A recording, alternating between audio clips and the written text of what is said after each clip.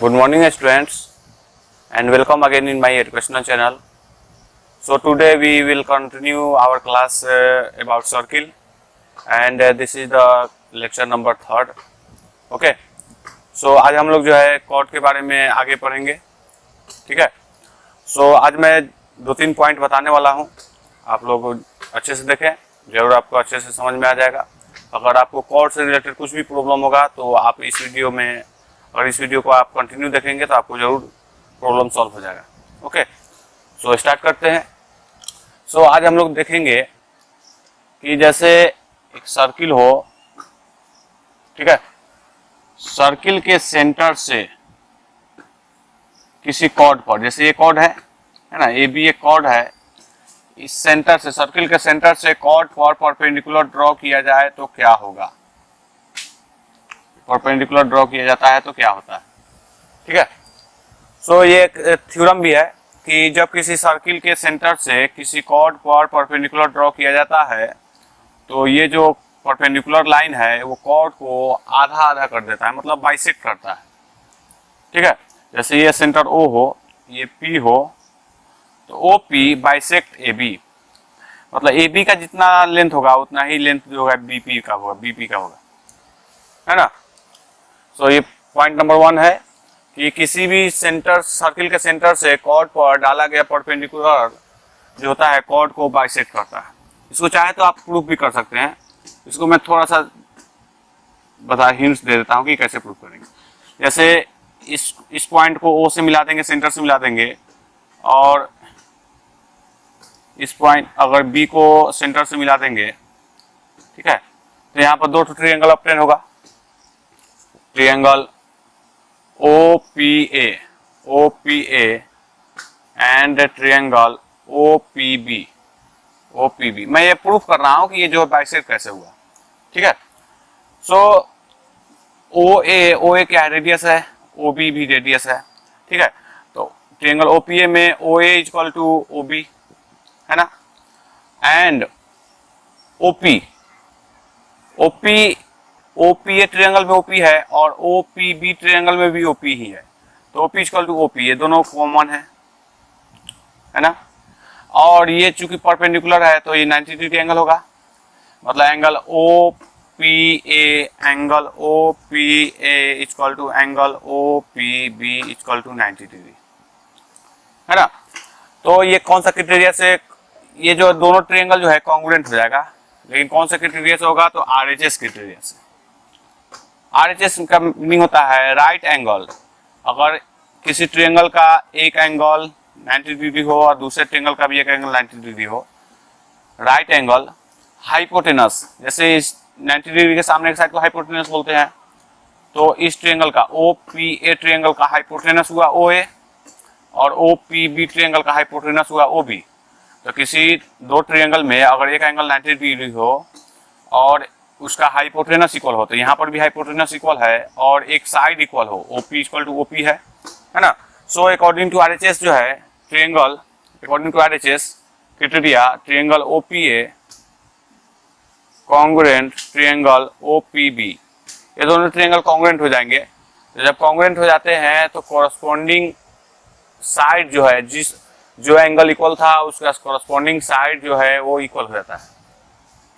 तो देखें ये साइड दोनों में इक्वल है, तो इसके सामने का एंगल ये होगा, है ना, इसके सामने का एंगल ये वाला होगा, मतलब this angle equal to this angle and this angle equal to this angle. मतलब क्या, ये जो एंगल होगा उसके इक्वल में ये वाला एंगल होगा, है ना. तो जब दो ट्रायंगल हो और दोनों कॉन्ग्रुएंट हो, ठीक है, दो ट्रायंगल का अगर कॉन्ग्रुएंट हो तो कॉन्ग्रुएंट होने के बाद अगर जो एंगल इक्वल होता है उसके सामने का साइड भी इक्वल होता है, ये कॉन्ग्रुएंसी का प्रॉपर्टी है. तो ये एंगल जो है इस एंगल के बराबर है, तो इसके सामने का साइड हुआ OAP और इसके सामने का साइड हुआ BP. इसका मीनिंग यह हुआ कि AP इक्वल टू BP. ठीक है. इसको आप लोग अच्छे से प्रूव कर लेंगे, मैं ये शॉर्टकट में इसको समझा दिया, है ना. मतलब ये RHS क्राइटेरिया से हम लोग इसको प्रूव कर सकते हैं कि सेंटर से कॉर्ड पर डाला गया परपेंडिकुलर जो है कॉर्ड को हाफ करता है, बाइसेक्ट करता है. ठीक है. इसका उल्टा भी एक थ्योरम आता है कि अगर सेंटर से डाला गया एक लाइन अगर कॉर्ड को हाफ करे तो वो परपेंडिकुलर होता है, इसका उल्टा हो गया. है ना। उसमें क्या रहेगा, ये सर्किल है, ये सेंटर है, ये कॉर्ड है, इस जगह से डाला गया लाइन, ये नहीं दिया हुआ है कि परपेंडिकुलर है, ये डाला गया लाइन जो है अगर इस कॉर्ड को हाफ हाफ करें, मतलब ये जितना हो उतना ही ये भी हो, तो हमें प्रूफ करना है कि ये 90 डिग्री है, ये वाला एंगल जो है वो 90 डिग्री है, हमें प्रूफ करना है ना। तो इसको भी क्या करेंगे हम लोग, डॉट डॉट से मिला देंगे, इसको डॉट डॉट से मिला देंगे, है ना। तो ये आर हो गया इस ट्रायंगल, फिर इस ट्रायंगल और ये ट्रायंगल में ये आर है, ये भी आर है ना। दोनों में ये ओपी साइड कॉमन है, तो ओ ए इक्वल टू हो गया O B and O P equal to O P and A P equal to P B. ये P equal to P B कहाँ से होगा, गिवन होगा, क्योंकि क्वेश्चन में दिया रहेगा सेंटर से डाला गया जो लाइन है वो बाइसेक्ट करता है, बाइसेक्ट करना मतलब आधा आधा है, ठीक है। तो ये आधा जब होगा तो ये P equal to P B होगा, मतलब तीनों साइड जो है एक दूसरे का कॉरस्पॉन्डिंग साइड इक्वल हो गया, मतलब अकॉर्डिंग टू साइड क्राइटेरिया जो है ये दोनों ट्रायंगल कॉन्ग्रुएंट हो जाएगा, है ना। तो जब दोनों ट्रायंगल कॉन्ग्रुएंट हो गए, इसका मीनिंग यह हुआ कि अब ये इसमें क्या ध्यान देंगे, ये दोनों साइड इक्वल है तो इसके सामने का एंगल ये इक्वल होगा, है ना, ये दोनों जो है इक्वल होगा, है ना। ये दोनों में कॉमन था, इसके सामने का एंगल ये वाला होगा, इसके सामने का एंगल ये वाला होगा, ये दोनों इक्वल होगा, ये दोनों एंगल इक्वल होगा, ये दोनों एंगल इक्वल होगा, मतलब ये दोनों एंगल भी इक्वल होगा। बच गया कौन सा एंगल, यही दोनों ने बचा, तो ये दोनों एंगल इक्वल होगा, मतलब ये अगर इसको x मानेंगे तो ये भी x होगा, ठीक है। तो x plus x equal to, चूंकि ये लाइन है ना, तो लीनियर एंगल के अनुसार x प्लस एक्स कितना हो जाएगा, 180 डिग्री हो जाएगा, ठीक है। लीनियर एंगल के अनुसार क्या होता है, किसी लाइन पर टोटल एंगल का जो सम होता है वो 180 डिग्री होता है, तो ये x ये भी x, तो दोनों को जोड़ेंगे तो 180 डिग्री आएगा, तो x plus x equal to 180 degree, तो कितना हो गया 2x इक्वल टू 180 डिग्री, तो x का वैल्यू कितना आया 90 डिग्री, है ना। इससे क्या मालूम चला, 90 डिग्री मतलब परपेंडिकुलर, इसी को प्रूफ करना होगा, है ना। तो मैं दो थ्योरम अभी बता दिया, इसको जो है आप लोग ट्राई करेंगे, आपको जरूर ये सॉल्व हो जाएगा, ठीक है। आगे देखते हैं। सो अभी हम लोग ये प्रूफ करेंगे कि equal chords of a circles are equidistance from the centre, ठीक है। इसका मीनिंग यह है कि अगर एक सर्किल हो, ठीक है, उसमें इक्वल कॉर्ड हो, जैसे ये कॉर्ड हुआ और ये कॉर्ड हुआ, ठीक है, अगर दोनों का लेंथ इक्वल हो, इक्वल कॉर्ड्स, ठीक है, ए बी सी डी, ये दो इक्वल कॉर्ड है, तो हमें प्रूफ करना है कि ये जो है इस सेंटर से इक्वी डिस्टेंस पर होगा, ये जितना दूरी पर होगा इस सेंटर से उतना ही दूरी पर ये भी होगा इस सेंटर से, हमें प्रूफ करना है, ठीक है। इसको भी हम लोग प्रूफ कर सकते हैं, तो इसको क्या करेंगे, अभी हम लोग ज्वाइन कर देंगे, इस जगह से परपेंडिकुलर ड्रॉ करेंगे ना। देखिए कोई भी पॉइंट से अगर डिस्टेंस मालूम किया जाता है तो उस जगह से परपेंडिकुलर ड्रॉ किया जाता है ना, मतलब शॉर्टेस्ट लेंथ को ही उसका डिस्टेंस बोला जाता है। तो शॉर्टेस्ट लेंथ कैसे निकलता है, उस जगह से 90 डिग्री परपेंडिकुलर ड्रॉ करेंगे, तो इस जगह से मैंने एक परपेंडिकुलर ड्रॉ कर दिया, तो 90 डिग्री है। उसी तरह इस जगह से मैं एक परपेंडिकुलर ड्रॉ करूंगा, इस पर जो है ये 90 डिग्री दिखाएगा, है ना। तो ये इसका नेमिंग कर देता हूँ P, यहाँ पर Q। सो गिवन में क्या है, यहाँ पर गिवन में है कि AB इक्वल टू CD, दोनों कॉर्ड इक्वल है, तो हमें प्रूफ करना है, टू प्रूफ दैट प्रूफ करना है कि OP इक्वल टू OQ, है ना। Equal chords of a circle are equidistance from the centre, equal chord है और वो जो है equidistance means OP equal to OQ होगा, इसको हमें प्रूफ करना है, ठीक है। सो इसमें अभी कंस्ट्रक्शन करेंगे। कंस्ट्रक्शन क्या करेंगे कि इस पॉइंट को मैं मिला दिया, ठीक है, इस पॉइंट को मैं मिला दिया तो ये ट्रायंगल बन गया, है ना। उसी तरह इधर भी एक पॉइंट को मिला देते हैं, ये हुआ। इसमें एक चीज का यूज करेंगे, जो अभी जो इससे पहले जो थ्योरम हमने प्रूफ किया था उस थ्योरम का इसमें यूज करेंगे। वो थ्योरम क्या था कि सेंटर से डाला गया परपेंडिकुलर जो है वो कॉर्ड को आधा आधा करता है, मतलब ये AP जितना होगा उतना ही PB होगा, ठीक है। उसी तरह यहाँ से ये सेंटर से डाला गया है, कॉर्ड पर परपेंडिकुलर है, तो ये जितना होगा उतना ये होगा, ठीक है। तो ये इस थ्योरम को प्रूफ करने के लिए प्रीवियस थ्योरम जो हमने प्रूफ किया था उसका यूज करेंगे इसमें, है ना। तो यहाँ पर कंस्ट्रक्शन में लिखेंगे join O to A and join O to D। ठीक है, इसको मैंने ज्वाइन कर दिया। अब हम लोग प्रूफ में चलते हैं। प्रूफ इन ट्रायंगल, ये एक ट्रायंगल नजर आ रहा है, इसका नाम क्या लिख सकते हैं, OPA। In triangle OPA and triangle, इस ट्रायंगल का नाम क्या लिख सकते हैं, OQD। OQD, ठीक है। OA इक्वल टू OD, क्योंकि ये क्या है, रेडियस है। सेंटर से सर्किल को किसी एक पॉइंट को मिलाने वाला लाइन को रेडियस बोलते हैं। सेंटर से सर्किल के किसी एक पॉइंट को मिलाने वाला लाइन को रेडियस बोलते हैं ना। तो ये OA है, ये OD है, दोनों रेडियस है ना। तो OA equal to OD equal to R, ये दोनों रेडियस हो गया। ठीक है।